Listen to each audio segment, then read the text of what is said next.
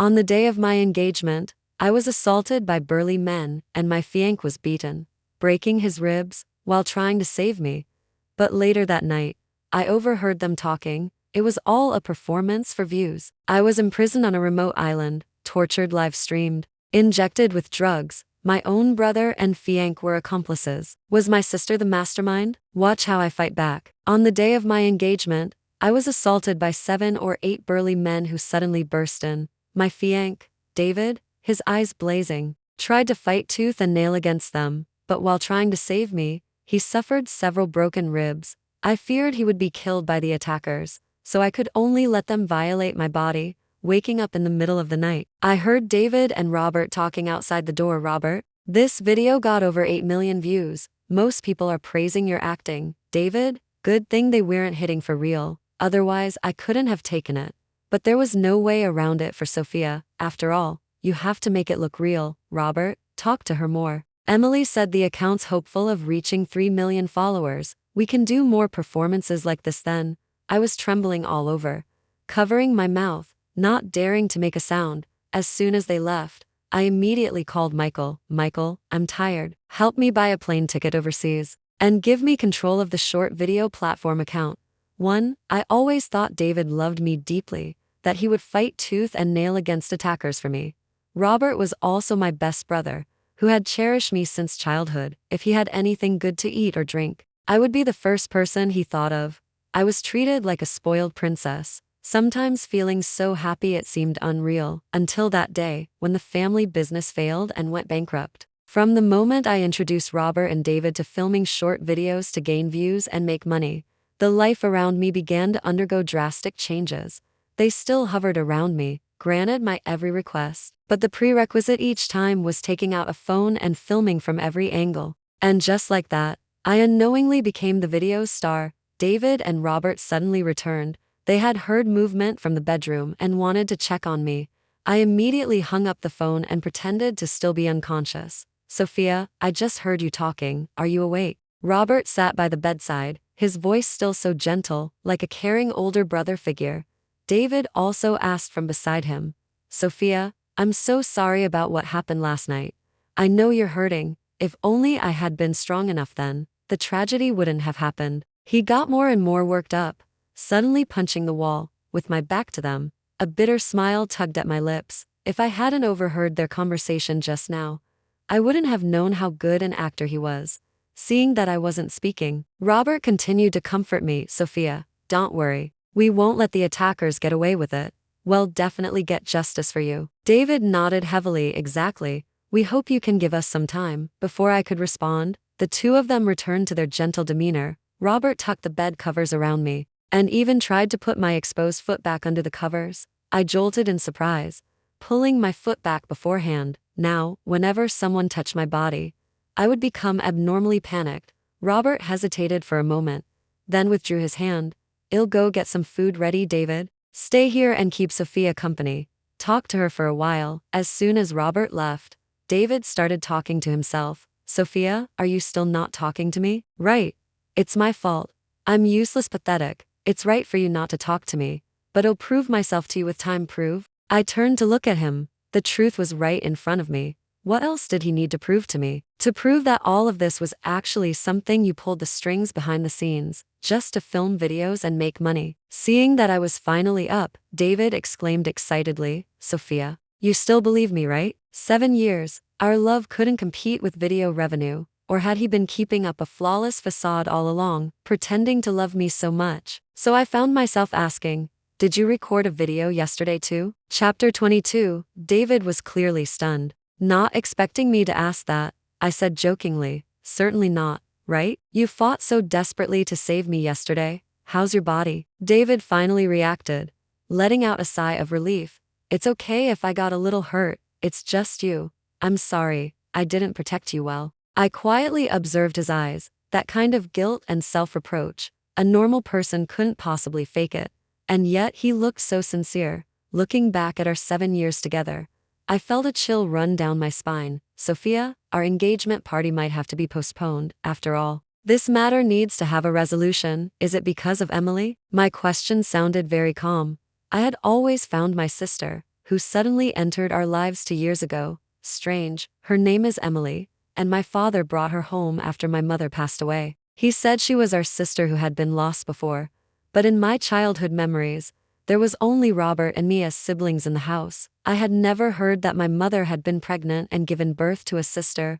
What about Emily? Why would you suddenly think of Emily? David asked me in surprise, but the hesitation in his eyes made me realize there was something going on between him and that woman. Nothing, just asking casually, to avoid making David suspicious. I had to drop the topic. I want to rest for a while. You should go out, okay? You rest first. Robert will bring you food later.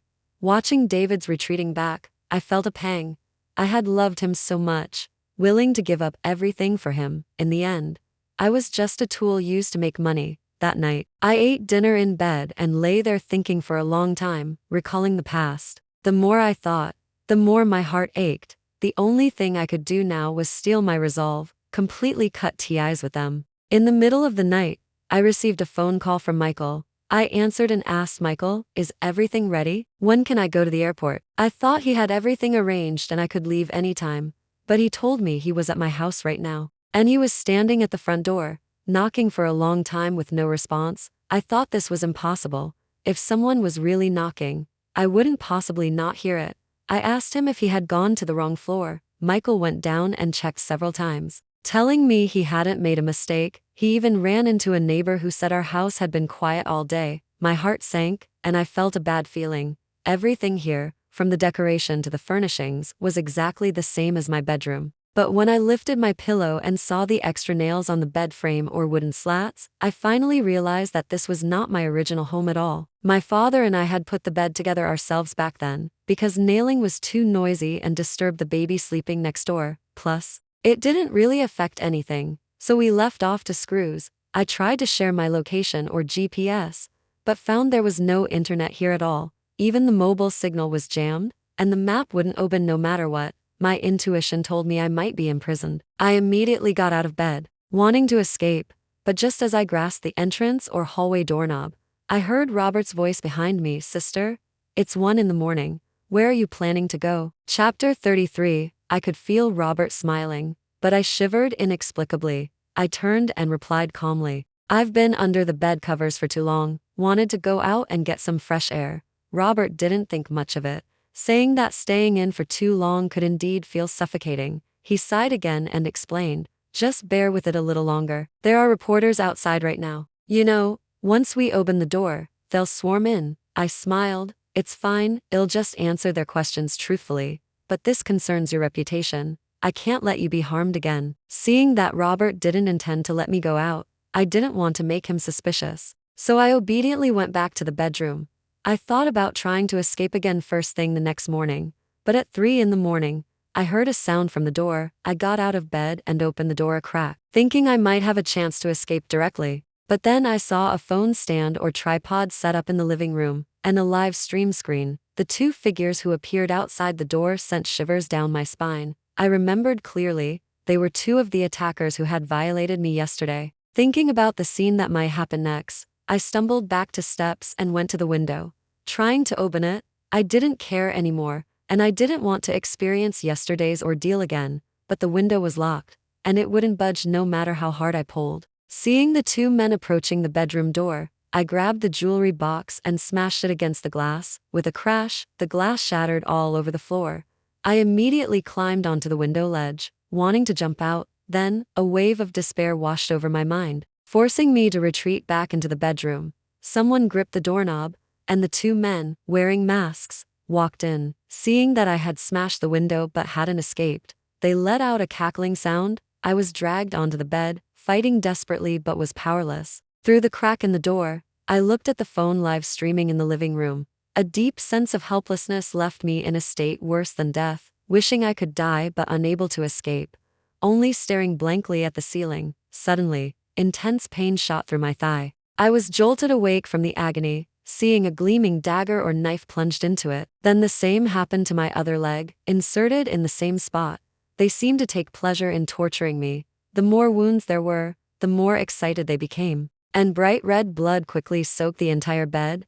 They didn't leave my side until dawn, seemingly reluctant. Before leaving, They didn't forget to call me a bitch, then burst into laughter. 3 hours of torture, countless wounds, big and small, plus my lower body, which had long gone numb. All of that combined didn't hurt as much as the betrayal of family and love, leaving me heartbroken. The phone and stand or tripod in the living room were gone. I knew Robert and David had been there the whole time, and were probably going to edit the video to upload now. They made them feel like strangers to me, like two emotionless demons, their eyes filled only with greed and desire. I looked out the window again at the sky. The reason I didn't dare jump was because in the end, I backed down. This wasn't a neighborhood, but a mountain 100 meters high. Outside the window were cliffs and dark water. I texted Michael again, telling him about the surroundings. Without an internet signal, there was nothing I could do. I could only turn off the screen and quietly wait for rescue. At the same time, I prayed I wouldn't be tortured to death by Robert and David before then. But not long after, someone else came in. That person was wearing a white coat and a mask, holding a syringe. They then injected drugs or medication into my lower body, which had already lost all sensation. Chapter 44. I didn't know what they were injecting me with, and I couldn't be bothered to resist anymore. After the person in the white coat finished the injection, 2 caregivers threw me aside. They changed the sheets, had someone fix the window, and brought an identical set of bed covers. After tidying up, they threw me back onto the bed and left. Everything looked completely normal, as if they were already used to doing this. I wondered again, where exactly was this place? 100-meter cliff, turbulent waters, and I didn't live in a coastal city at all. I wasn't even close to the sea.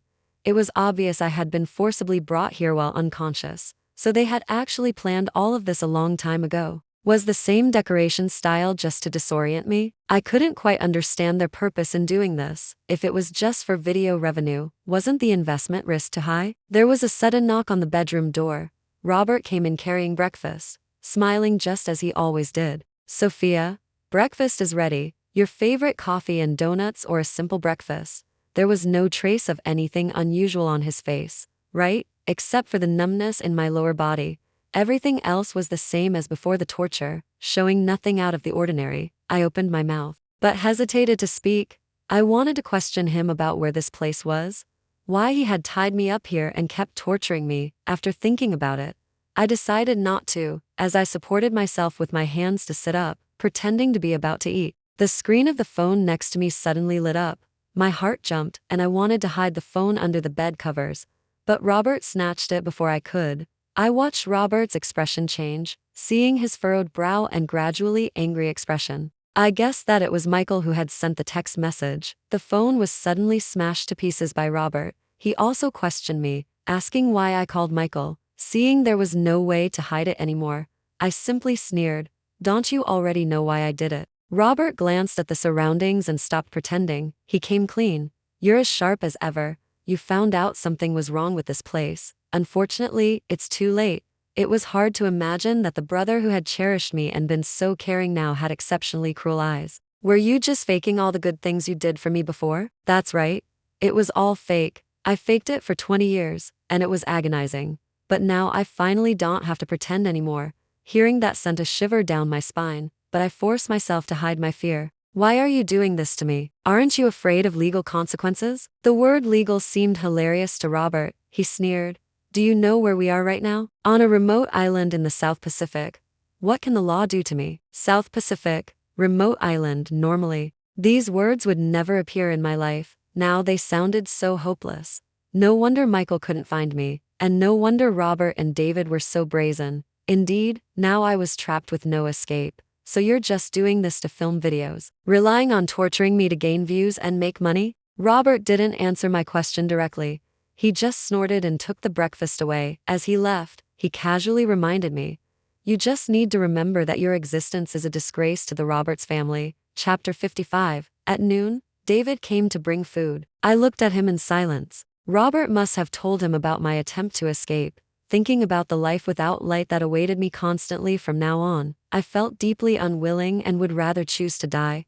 "David, look at me." I looked at the man I had loved so desperately, never thinking this day would come. He looked up, the love in his eyes gone, perhaps because he no longer had to pretend. He asked me calmly, "What do you want to say? Since I can't escape anyway, tell me the truth."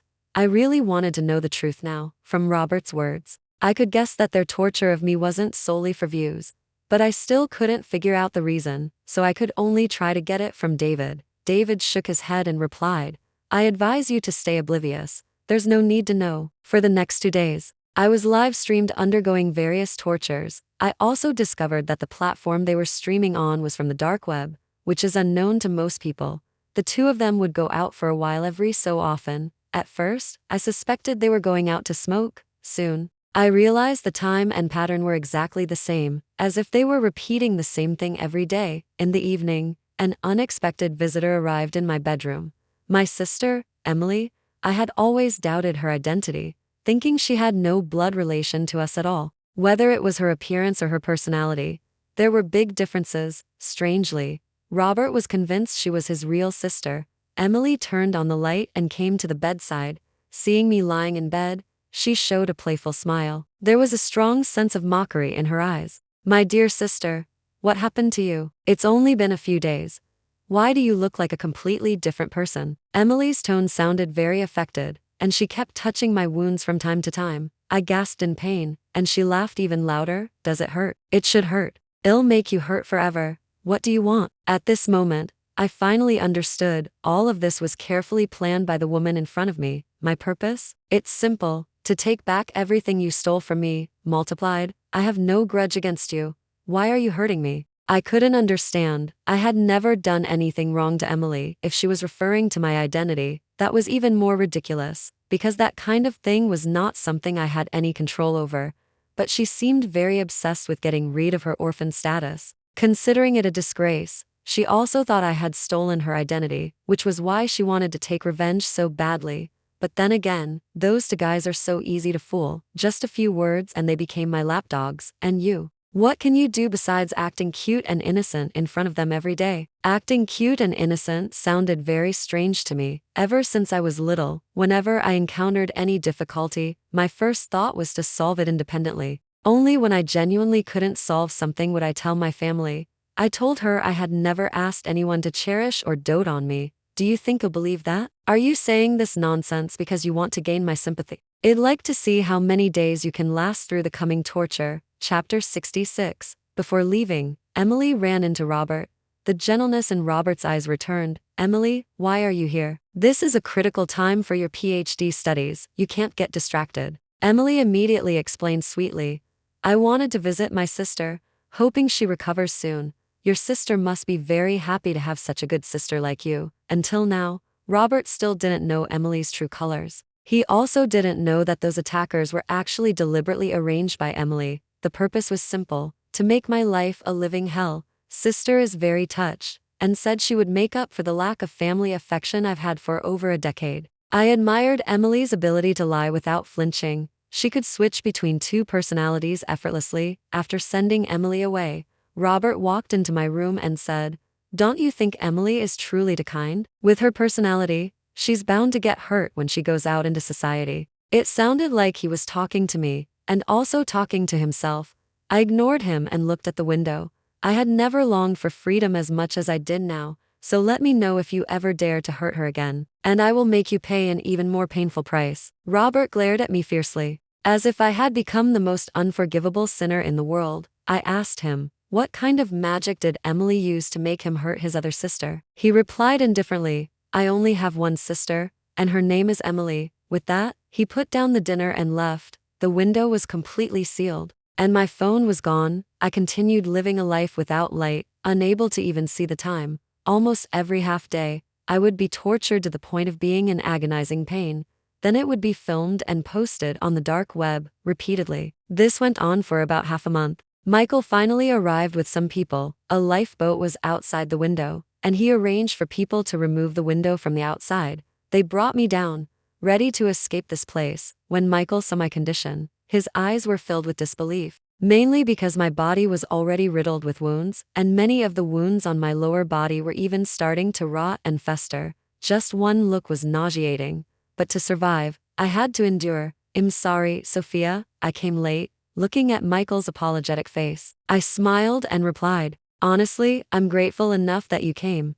He was my mother's nephew, and we weren't very close growing up. To be exact, I had only seen him a few times in over 20 years. He looked refined and quiet, not talking much, the moment I realized I was imprisoned. I had even given up the possibility of being rescued, but I never expected him to actually come for me. Tell me who did this, and he'll get revenge for you, Michael said indignantly. He also had the accompanying medical personnel provide basic wound care for me. Oh my God, how many drugs or medication were you injected with? A nurse couldn't help but exclaim loudly when she saw the dense pattern of tiny holes on my body. I told her I was injected with 3 painkillers or pain medication every day. The main purpose was to prevent me from showing expressions of pain during filming. Now, not only couldn't I feel pain, but I had lost all sensation in my legs. I might become a cripple who would forever be in a wheelchair. The lifeboat quickly sailed toward the yacht. Hundreds of meters away, Michael voluntarily knelt down and carried me onto the yacht, preparing to turn back and leave. I signaled him to wait a moment longer and picked up the binoculars from the table, looking towards the remote island. However, the rows of small houses or cottages lined up in my view sent a shiver down my spine. Chapter 77. The small houses or cottages looked exactly the same, all in that rural style. Even the one I was imprisoned in was just one of them, Michael said beside me when I arrived. I was also curious about the purpose of those houses. At first, I thought they were tourist cottages, but then I didn't think so. Could they be prisons? I didn't know how to explain it. Looking at the rows of houses, I felt shocked. If it was really as Michael said, it meant this was actually a remote island specifically for imprisoning missing people. Besides me, there were people locked up in every house. They were tortured and harmed. Videos were filmed and then posted on the dark web. No matter how I thought about it, this was too insane. Sophia, can you tell me what happened to you? Whatever pain you're going through, my family and I will share it with you. I could see that Michael's gaze was very sincere, even though we had only met a few times, and each time we hadn't spoken more than 5 sentences. It took a lot of courage to say something like that. However, the mention of his family made me feel confused, and even a little scared. Michael probably sensed something. He patted my shoulder and said, "This was something my aunt instructed me to do before she passed away. To help you when you're in trouble. If I had known sooner that you were in trouble, I wouldn't have let you become like this." He looked at my injuries and sighed softly. I couldn't help but be stunned. My mom? Didn't she cut ties with her mother's family or the Michaels family side already? That was just a situation she wanted the Roberts family to see. Through Michael, I learned that my mother had never actually lost contact with her mother's family. It was just that the Roberts family and the Michaels family had a long-standing feud back then, and they forbade my parents from seeing each other. So my mother gave up all her property without hesitation. She chose to marry into the Roberts family, becoming a Roberts family daughter-in-law. As for Robert, he wasn't my biological brother, but rather the son from my father's previous marriage. I was the second child, and Emily was my father's illegitimate daughter. Hearing this, I finally understood why Robert and the others found people to abuse me and filmed it to spread on the dark web. Because only my body had Michael's family blood flowing through my veins. I laughed, my laughter mixed with anger and helplessness. I never thought I would become a sacrifice in the generations-long struggle between the two families. The feelings of anger and resentment drove me to seek revenge. I wanted to make the Roberts family pay the price they deserved. I looked at Michael and asked, "Michael, if I told you Robert and David wanted to kill me, would you believe me?" "What? Robert and David? But aren't they?" "Yes. One is my brother. The other is my fiancé. They're the ones who did this to me." Michael suddenly fell silent, looking at the rows of houses on the remote island. It was hard to imagine that the people who had harmed me were my closest relatives. Are they demons? I had never seen Michael angry before. No matter when or what happened, he always had a refined and quiet demeanor. "I've already booked your plane ticket overseas. You can leave here whenever you want. The earnings from the platform are enough for you to live on for the rest of your life. As for this remote island, I'll take care of it." I looked at Michael in surprise. "How do you plan to take care of it?" "Rescue everyone and bring those demons to justice." Looking at the man with the determined look in his eyes, I chose to refuse. It wasn't that I didn't believe him, but that I wanted to get revenge with my own hands. However, we hadn't sailed far before 4 yachts appeared and surrounded us. Chapter 88. I realized something was wrong. They might have found out I had escaped. "You have 1 minute to stop the ship, or don't blame us for being impolite." The voice coming from the opposite side was Robert's. I told Michael not to act rashly, and if necessary, we should just go back voluntarily. but he shook his head and told me we couldn't just stand still either. This was clearly an island unknown to anyone, which was why there were so many kidnapped missing people here. Even if I voluntarily went back, those people wouldn't easily let him leave. When multiple men in black rushed out from the fur yachts, and each of them held a gun, Michael and I were forced to surrender. Robert walked over and, without a word, slapped me.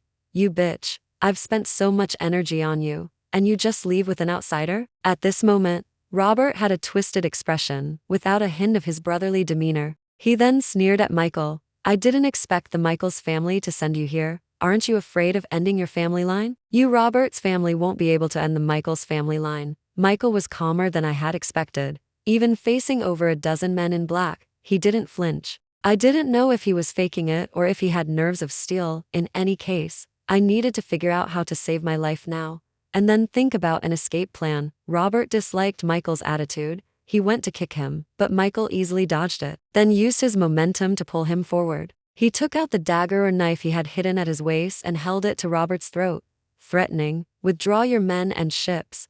Michael's movements were unexpectedly swift and decisive. Robert was also surprised to be captured in turn, looking very annoyed but powerless. My connections are not someone you can mess with. Facing Robert's warning, Michael just smiled and didn't respond.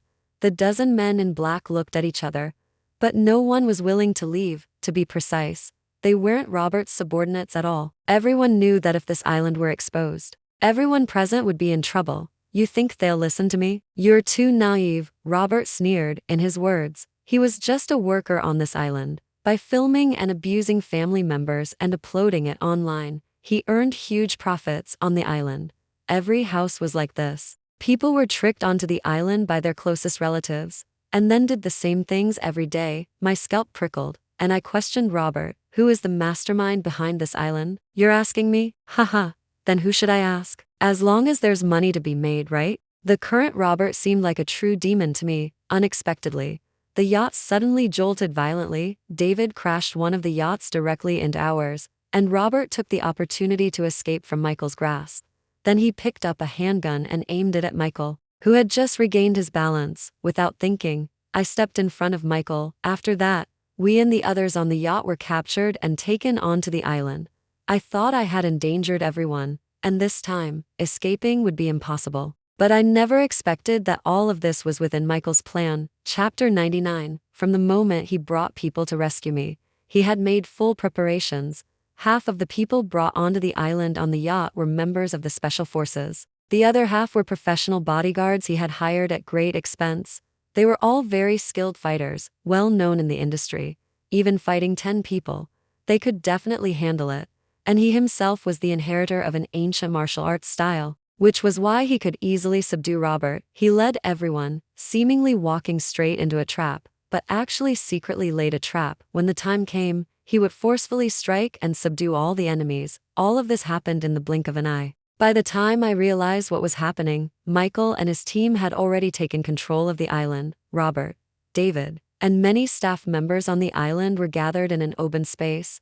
The imprisoned victims were rescued one by one. Robert and David kept cursing us. Michael, however, calmly arranged for people to send the victims to the yachts. Then, they were transported back home in batches. After doing this, Michael told them they had been deceived for 2 years. The mastermind behind this island was someone we were all very familiar with. That person was actually Emily. Robert and David laughed, believing Michael was talking nonsense. In their minds, Emily was a good girl. She was obedient, sensible, and very simple and kind every day. This was why they decided to hide the truth. They only hoped to protect the only light in their hearts. But now someone was telling them that the mastermind behind all these demonic acts was actually Emily. You, with the last name Michaels, do you think such a despicable tactic can sow discord between us siblings? Exactly. I could believe you if you said Sophia did it, but definitely not Emily. Robert and David seemed to have gone mad. They would actually say that I was the real culprit. Then what about the torture and abuse I suffered all these days? Ignorance. Michael's phone rang. Someone had sent over all the information about this island and the evidence that Emily had built it. Although she didn't complete it alone, her partners behind the scenes had all been caught now. He had also found me through this lead. Otherwise, It would be almost impossible to discover this island. The evidence showed Emily's acquisition contracts and the houses she had secretly arranged for people to build, and that she had bought the people in the houses as slaves at a low price. If I hadn't seen it with my own eyes, I wouldn't have believed it, that something like this could happen today, in 2005, and the crucial thing was, the girl doing all of this was only 21 years old. Robert and David's eyes widened, looking at the evidence in disbelief. No, it can't be like this. She doesn't know what we're doing. Michael interrupted Robert. Think carefully. Who was it who gradually led you into filming videos on the dark web? And who could freely enter and leave this island without any restrictions? Thinking about these things, plus the evidence they had just seen, Robert gradually began to believe what Michael said. Michael continued, Emily always thought Sophia had stolen her life, so she wanted revenge, and her method of revenge was to use you to torture her. Chapter 1010. At these words, Robert suddenly collapsed onto the ground. David, however, struggled on, refusing to give up. I don't believe it. You have no evidence for any of this. The next second, Michael played the recording of the conversation between Emily and me in the bedroom. When the time, place, and people all matched up, David instantly broke down, kneeling on the ground, looking at me with complex emotions. It was hard to imagine that he would commit such atrocious acts against his fiancée of 7 years for the sake of such a demon. Sophia, I know I was wrong. If you know you were wrong, go and repent in prison. If 20 years aren't enough, then stay locked up for life. My voice sounded cold. Even Michael was surprised, but he didn't say anything, just waved his hand. All the staff members on the island were taken onto the yacht and sent back home for trial. Robert and David were no exception, however. Before that, there was one figure who had not appeared. Michael ordered a search of the entire island. He found that Emily had likely known she was going to be arrested, so she had evacuated beforehand. You see, this was the South Pacific. Finding one person was like searching for a needle in a haystack. Michael didn't want to give up and arranged for people to search the sea for several days and nights. He also investigated all of Emily's entry and exit records, as well as evidence of her upcoming departure. He found that everything was linked to a certain island region. So he applied to the higher authorities for a secret arrest. Before leaving, Michael promised me he wouldn't let Emily get away with it, and what I had to do was treat my legs. He spent a large sum of money inviting experts from home and overseas to perform surgery on my legs. However, the success rate of the surgery was less than 30%. He chose to believe in me, and I chose to believe in him. After more than a week, I was formally wheeled into the operating room. Meanwhile, Michael had also found new leads on Emily. The surgery lasted for over 3 hours. When I woke up again, I was told that the surgery went very smoothly. The next step was physical therapy. That day, Michael came back to see me. He informed me that he had found Emily, but when they brought her back, she was just a skeleton. The forensic identification suggested she had likely been assaulted and killed the day she escaped and landed on the island, and she had been tortured for over 24 hours. Her death was horrific, a shocking sight. Michael avoided my gaze, seemingly blaming himself for not being able to bring Emily to justice. I, on the other hand, was already indifferent. My obsession wasn't that deep anymore. I told him that maybe that was God's greatest punishment for Emily. Robert and David were sentenced to prison. Because they were the main offenders, both were sentenced to 20 years in prison. The other inmates found out what they did and got beaten up every day. They were in agonizing pain from the beatings, but had no choice but to endure it. As for me, when I returned to the Michaels family, I was told that Michael was actually an adopted son of the Michaels family, so they started subtly trying to set us up. Besides thinking we were a good match, they hoped Michael and I would be officially together. I didn't refuse, and neither did he. I had a good impression of him. He also told me that he had liked me since the first time he saw me. So under the witness of the family elders, we naturally got married and went on a honeymoon, and he made me believe that true love still existed in the world.